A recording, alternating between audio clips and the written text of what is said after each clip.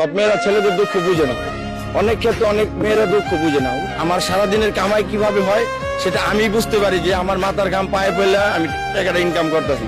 আমার এটা নাই, এই জামা দাও, এটা দাও, কসমেটিক নাই, সুনু নাই, পাউডার নাই, কিন্তু এত ঠিক না। আমি আমার উপার্জনটা কিভাবে করি এটা আমারটা আমি বুঝি।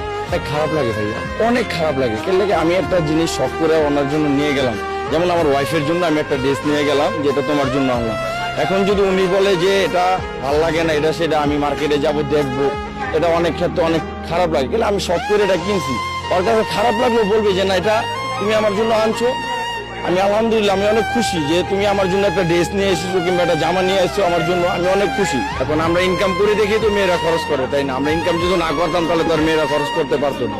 মেয়েরা তো অনেক কিছু কিনে, কসমেটিক কিনে, ওনাদের তো কেনাকাটার শেষ নেই। আমরা যখন প্যান্ট শার্ট পাঞ্জাবিতেই সমৃদ্ধ, আর ওরা তো কসমেটিক, চুরি মুড়ি, হাবিজাবি ইত্যাদি অনেক কিছু। ভাই আমাদের তো আর বাজারের কোনো ইয়ে হয় না, আমাদের ফ্যামিলিতে দেওয়ার পরে